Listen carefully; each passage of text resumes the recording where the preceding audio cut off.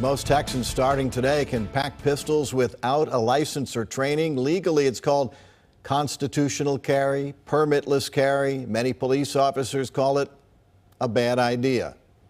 We say good morning to Plano's Police Chief Ed Drain. Do you worry about your officers encountering somebody who has a gun, doesn't know the law, and has no training?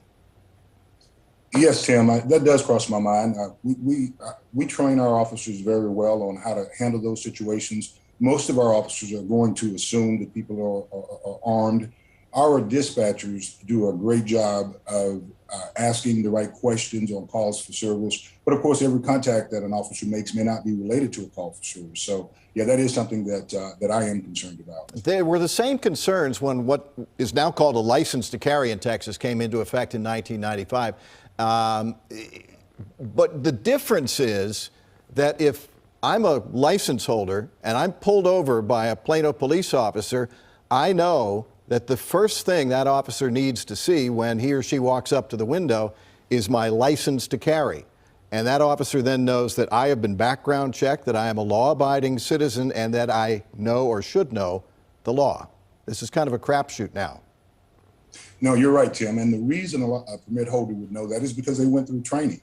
As a peace officer, I'm entitled to carry my firearm on duty, off duty, and most peace officers, sheriffs, police chiefs that I know support the rights of Texas residents, adult residents, to be able to do that as well. But with that right comes responsibility. And again, in the case of here at my police department, we put new officers through over 120 hours of firearms training. We have ongoing training qualifications.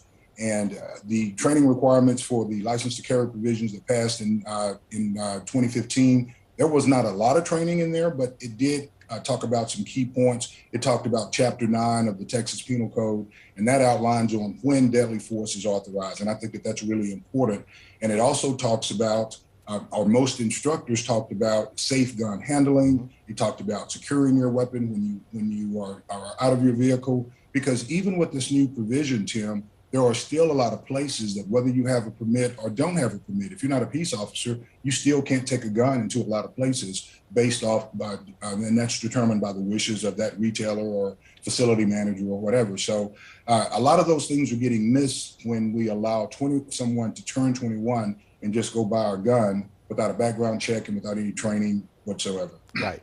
And training, we should point out, is available, and I don't even need to ask you if you think going and getting training on your own would be a good idea, because I know what the answer to that is going to be. If a police officer comes up on a situation, and some of the worst and most dangerous for your officers in domestic violence situations, and they walk up and there is a gun in the house, there is a gun on somebody's hip or in their pocket, can they take it away?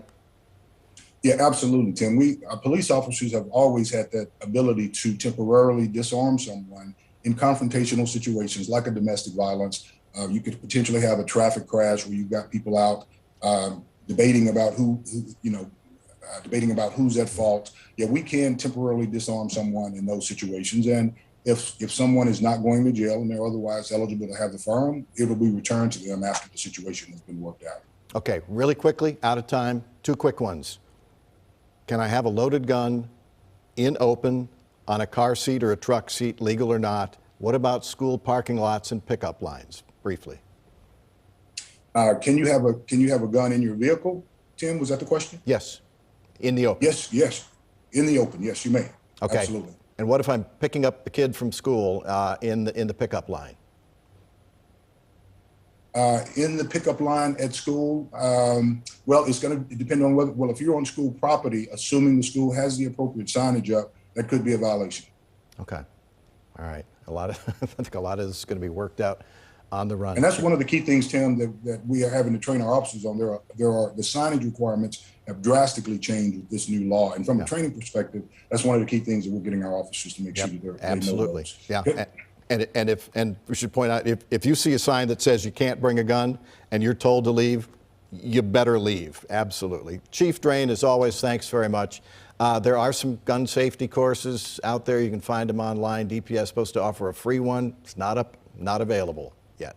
Appreciate your time.